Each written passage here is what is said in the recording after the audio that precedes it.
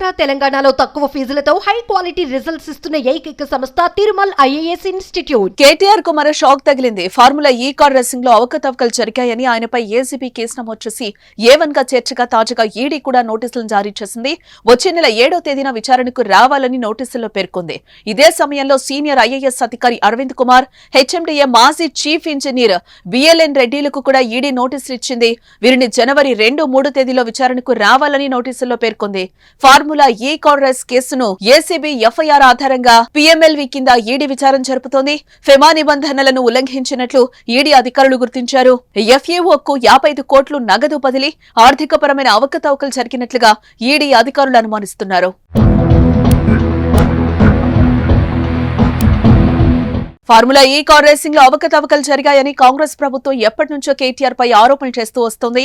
ఇటీవల మాత్రం ఏసీబీ రంగంలోకి దిగి కేసు నమోదు చేసింది. ఈ కేసులో A1 గా కేటీఆర్, A2 గా ఐఏఎస్ అధికారి మాజీ principal secretary Arvind Kumar, A3 గా హైదరాబాద్ మెట్రోపాలిటన్ డెవలప్మెంట్ అథారిటీ మాజీ చీఫ్ ఇంజనీర్ బిఎల్ఎన్ రెడ్డిగా పేర్కొన్నారు. ఆర్బీఐ మార్గదర్శకాలను ఉల్లంఘించి ఫార్ములా ఈ ఆర్గనైజర్స్ 2 విడతలుగా 55 కోట్లు చెల్లించిందని ఏసీబీ ఆరోపించింది. అనధికారిక లావాదేవీలకు సంబంధించి అప్పటి తెలంగాణ ప్రభుత్వానికి ఆర్బీఐ 8 కోట్ల జరిమానా విధించిందని, ఆ తర్వాత గత ఏడాది చివర్లో కాంగ్రెస్ ప్రభుత్వం అధికారంలోకి వచ్చిన తర్వాత దాన్ని చెల్లించిందని ఎఫ్ఐఆర్ లో పేర్కొంది. అయితే తనపై ఏసీబీ నమోదు చేసిన కేసులను కొట్టివేయాలని కోరుతూ ఈ నెల 21న కేటీఆర్ హైకోర్టులో క్వాష్ పిటిషన్ దాఖలు చేశారు.